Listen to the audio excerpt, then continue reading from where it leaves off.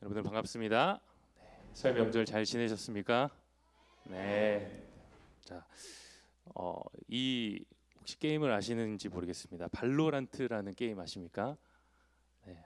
잘 모르시는 분들 저도 잘 몰라요. 근데 이 게임은 캐릭터를 기반으로 하는 슈팅 게임이라고 해요. 총 쏘는 게임. 여러분들 5대5로 이제 총을 쏘는 그 게임인데 여러분들 이 총을 쏘는 게임에 아주 중요한 특징이 있습니다. 컨트롤이 굉장히 좋아야 돼요. 마우스로 막 이렇게 컨트롤을 하는데 되게 정밀하게 사람을 맞춰야 되는 거죠. 반응 속도도 굉장히 좋아야 합니다. 그런데 이 일본에 특별히 이 발로란트 프로게이머가 있는데 이 프로게이머 팀에 이런 특징이 있습니다. 사진 한번 보여주시면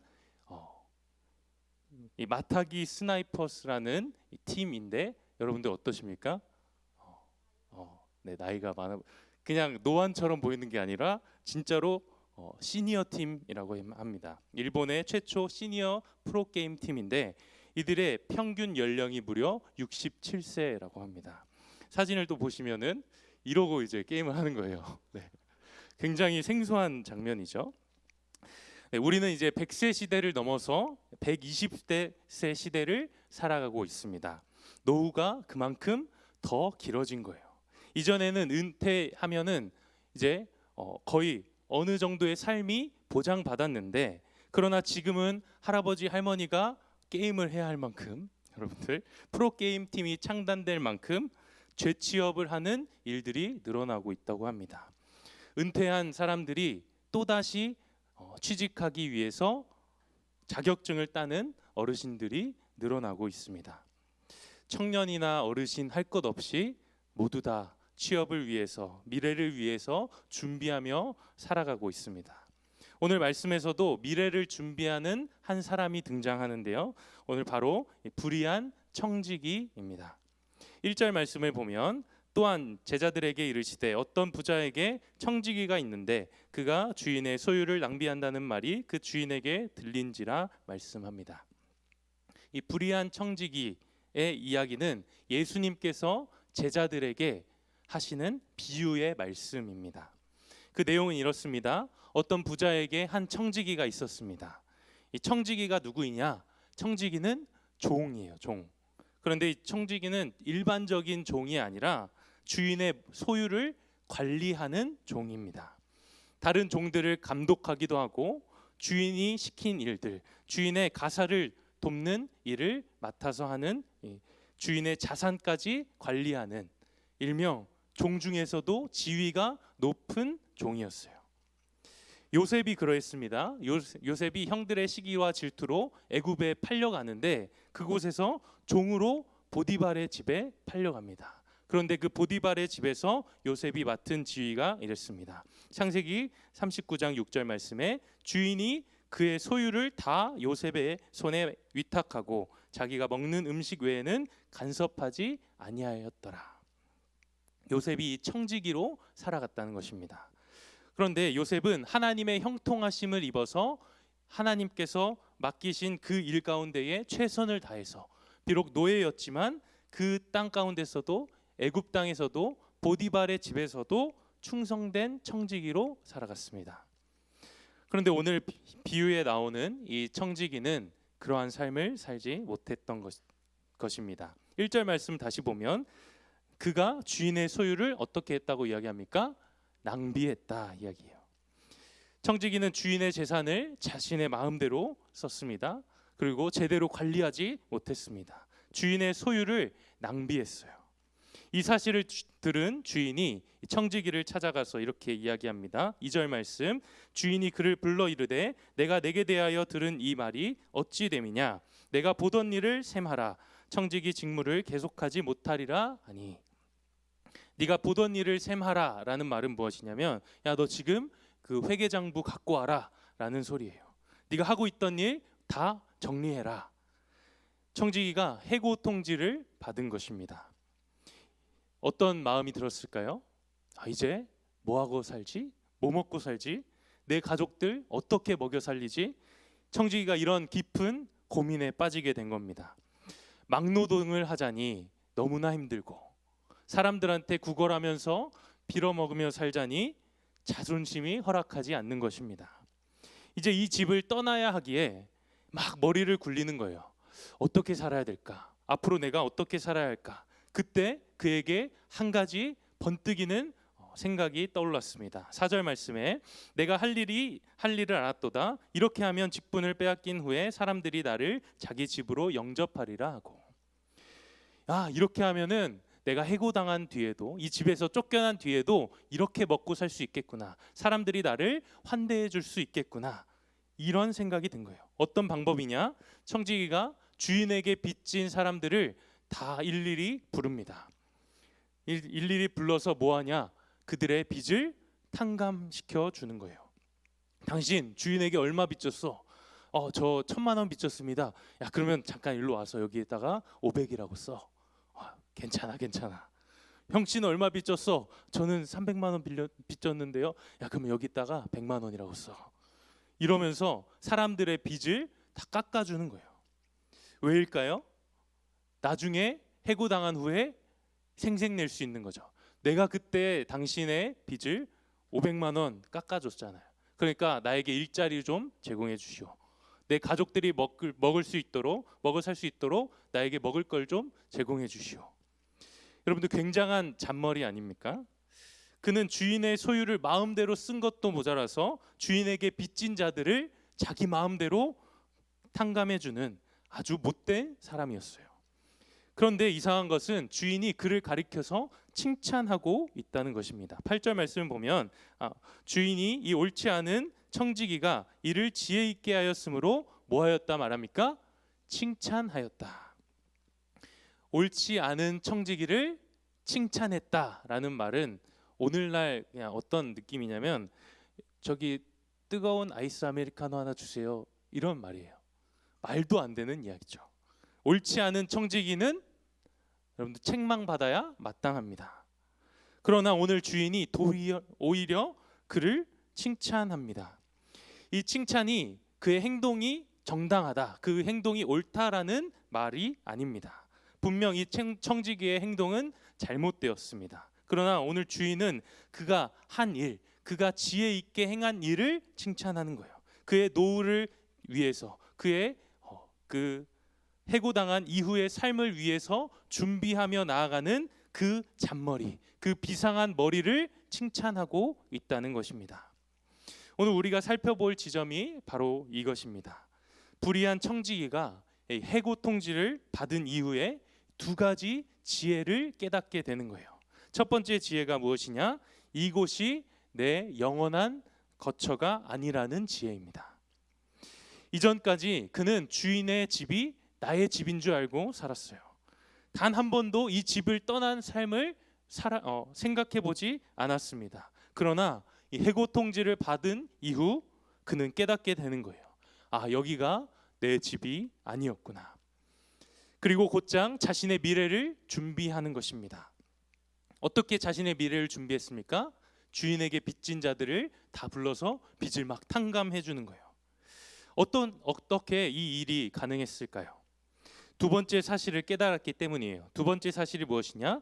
주인의 것은 내 것이 아니라는 사실.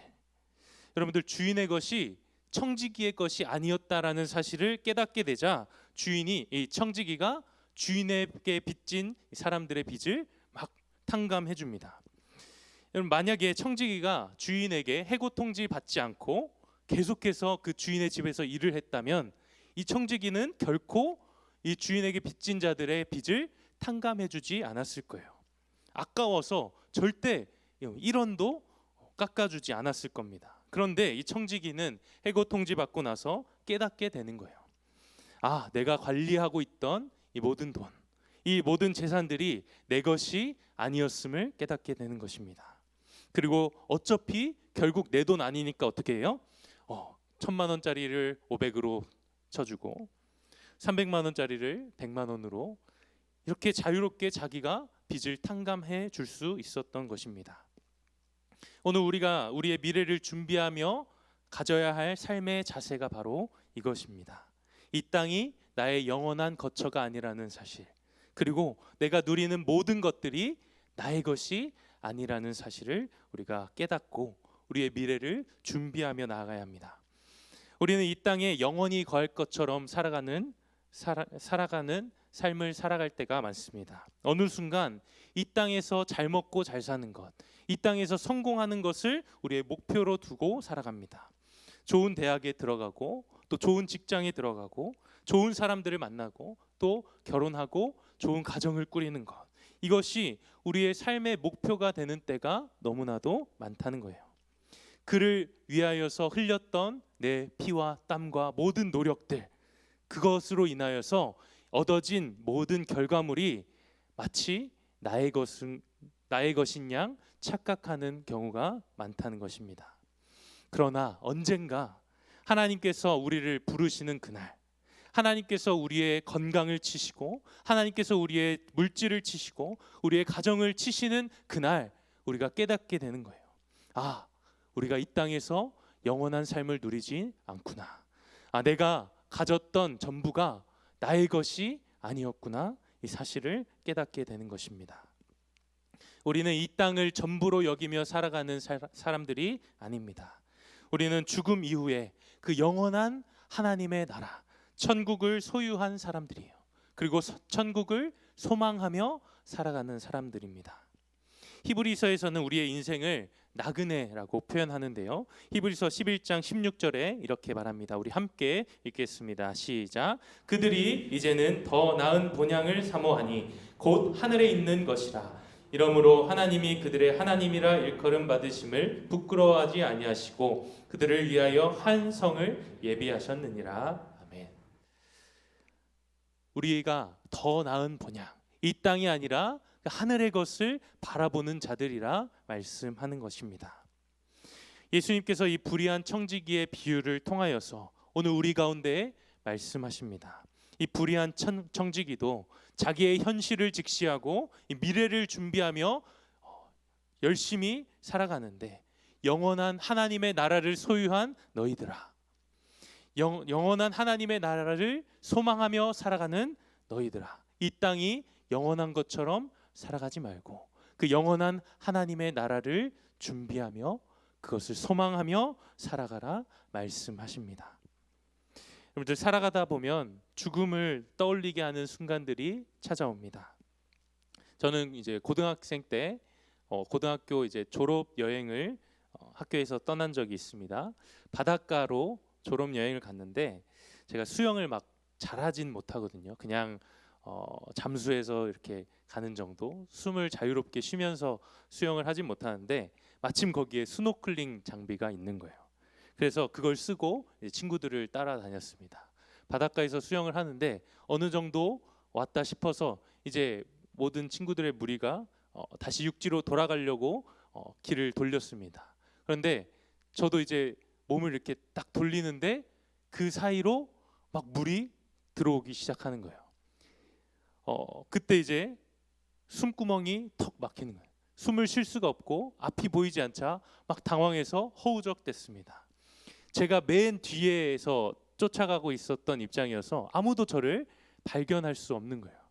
그렇게 이제 진짜 죽는구나 싶어서 막 허우적대고 있는데 어떤 친구가 딱 저를 붙잡고 끌어내줬습니다. 그때까지도 누가 저를 붙잡았는지도 몰랐어요.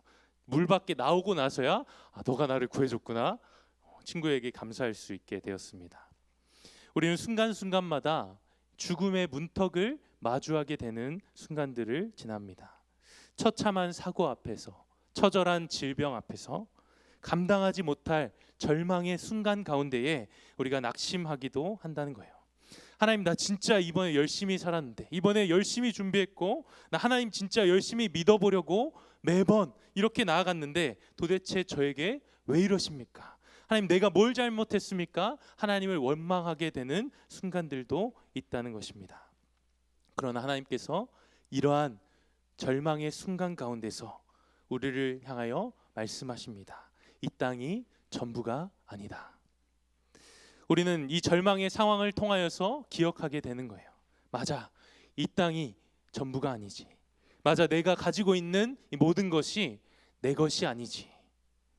이러한 고통과 절망의 죽음의 문턱을 통하여서 우리는 더 나은 저 본향 하나님의 그 나라를 소망하며 그 천국을 바라보며 살아갈 수 있게 된다는 거예요.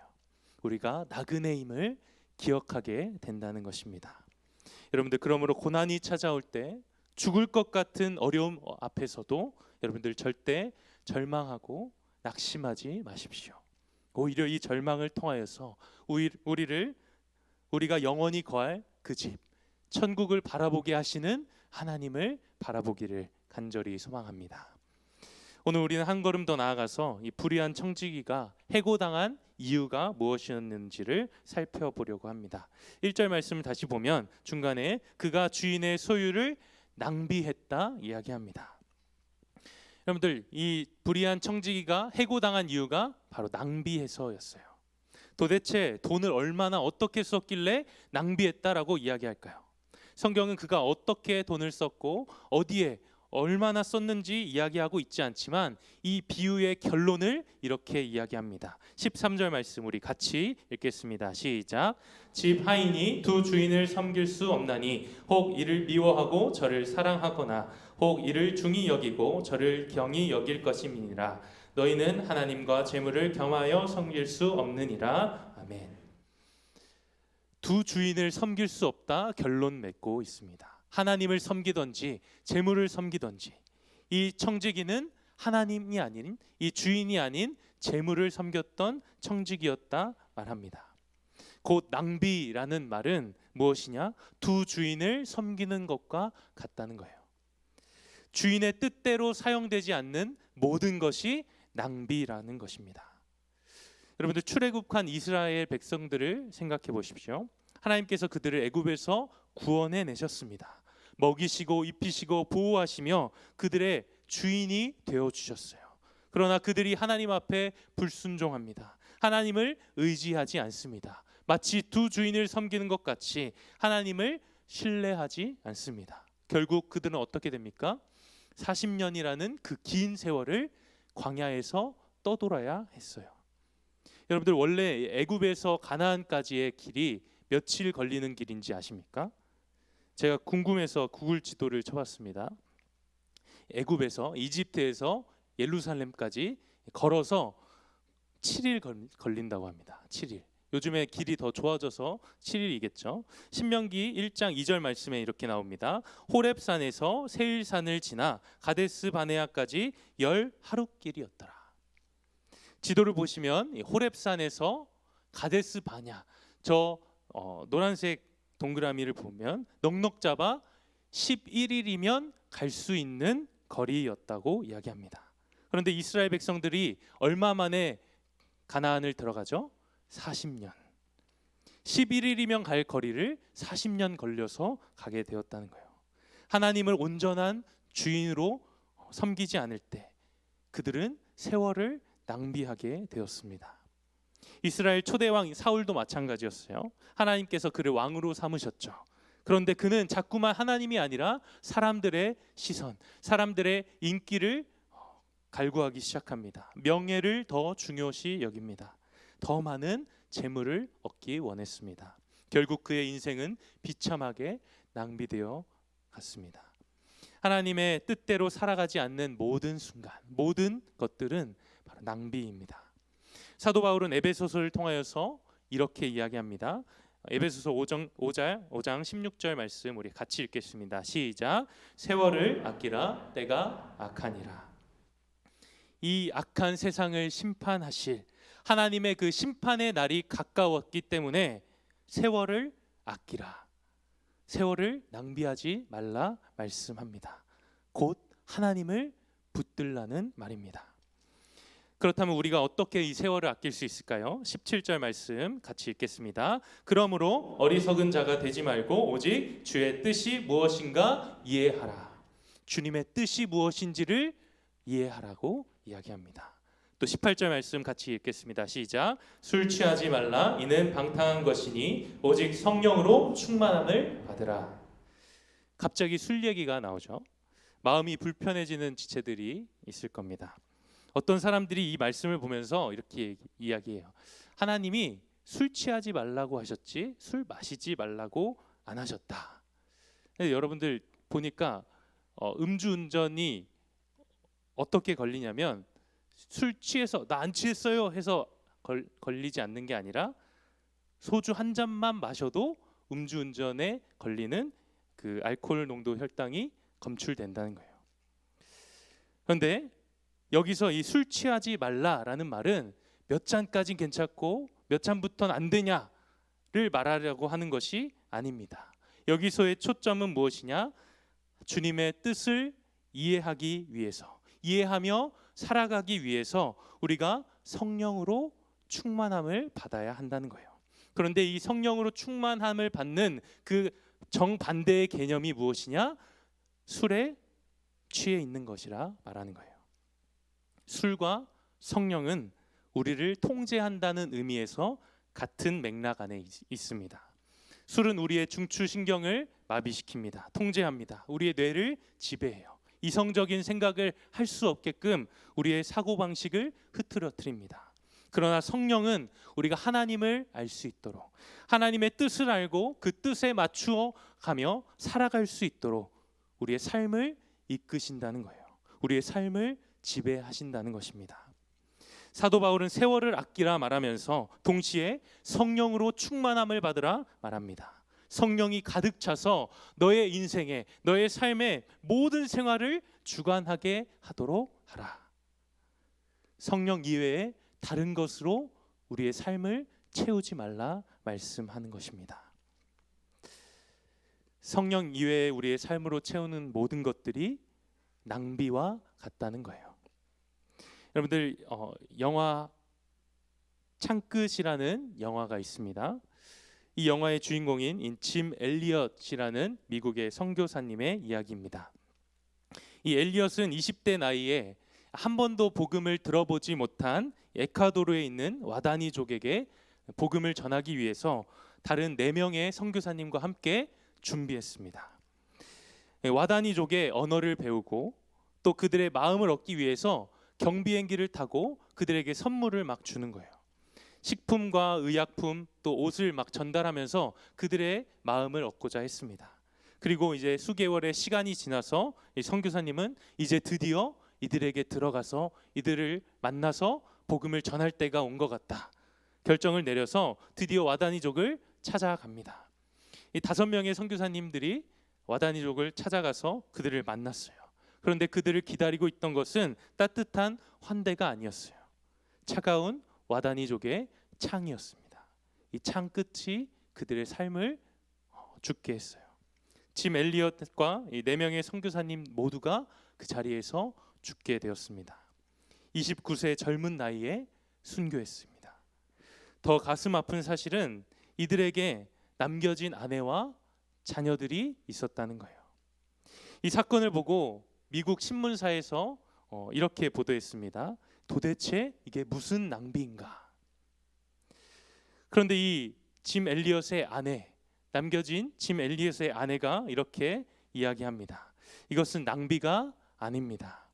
남편은 어렸을 때부터 이 순간을 위해 준비했던 사람입니다. 그리고 약 2년 뒤 놀라운 일이 벌어집니다.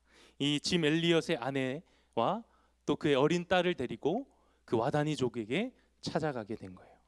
또한 당시 순교했던 선교사님들의 아내들과 또 그들의 자녀들, 그들의 가족들이 함께 자신의 남편과 아버지를 죽인 와다니 족속을 찾아갑니다. 그리고 그들과 함께 지내며 그들에게 복음을 전합니다. 수십 년 후가 지난 후 이 마을에는 수백 개의 교회가 세워지게 되는 놀라운 일이 일어났습니다. 말씀을 정리합니다. 이 땅에서의 삶은 영원하지 않습니다. 우리는 미래를 준비하며 살아가야 합니다. 바로 저 영원한 나라, 하나님의 영원한 천국을 준비하며 살아가야 합니다. 그 가운데 우리가 가장 먼저 깨달아야 할 것은 무엇이냐? 내가 가진 모든 것들, 나의 시간, 나의 건강, 나의 재능, 나의 물질, 이 모든 것이 내 것이 아닌 하나님이 주신 은혜라는 사실을 깨닫는 것입니다. 하나님은 이것들을 통하여서 하나님의 나라에 하나님의 뜻을 이루어 나가기를 원하십니다. 우리에게 주신 시간과 건강과 우리의 삶을 통하여서 하나님의 뜻을 이루어 나가는 삶을 살아가게 하시기를 원한다는 거예요. 우리는 주님의 청지기입니다. 주님이 주인이신 그 하나님의 뜻을 따라서 우리가 살아가는 것만큼 우리에게 영화로운 삶은 없는 것입니다. 주님의 뜻을 따라 살아가는 그 삶은 결코 낭비된 삶이 아니라는 것입니다. 우리의 유일한 주인이 누구인지 우리가 날마다 기억하며 우리의 모든 삶을 주님 앞에 드리길 소망하며 우리의 성령으로 충만한 삶을 살아가는 우리 모두가 되기를 간절히 소망합니다. 이 시간 함께 찬양하며 우리 마음을 결단하기 원하는데요, 오늘도 우리를 충만하게 채우시기 원하시는 그 성령의 의지하며 우리가 이 시간 함께 고백하며 찬양하겠습니다.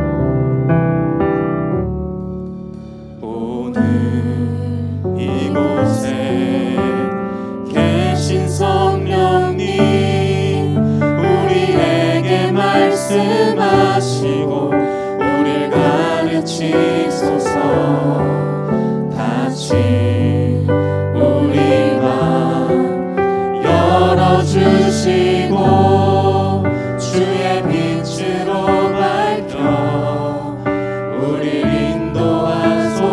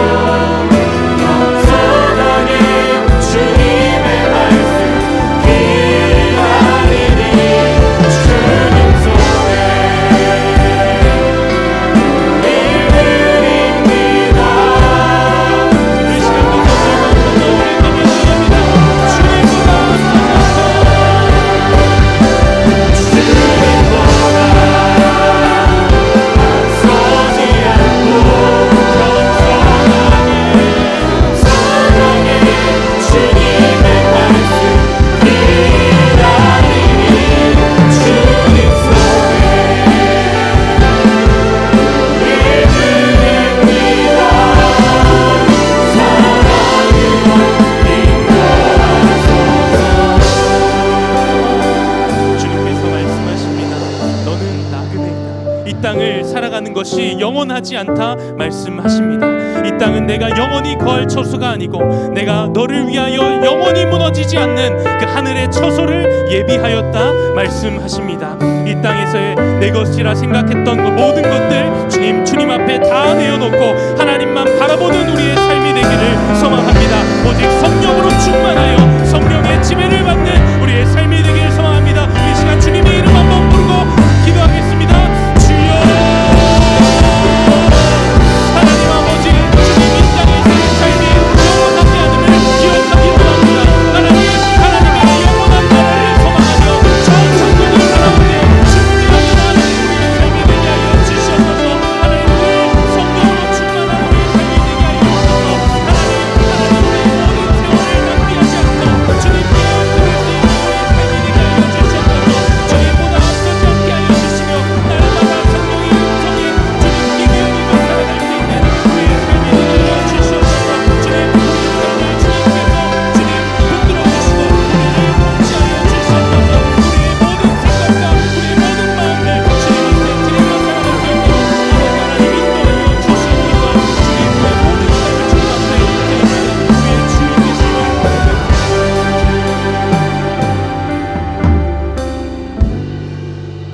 아버지 감사합니다.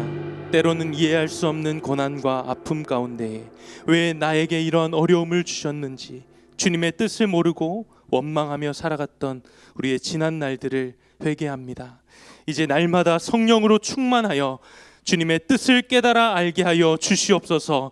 날마다 이 땅이 우리의 영원한 처소가 아님을 기억하게 하시고 오늘 우리가 누리는 모든 것들이 다 하나님께로부터 왔음을 기억하며 주님이 원하시는 대로 우리의 물질과 시간과 우리의 모든 삶을 주님의 뜻대로 사용할 수 있게 우리에게 지혜를 허락하여 주시옵소서. 예수님의 이름으로 기도합니다. 아멘.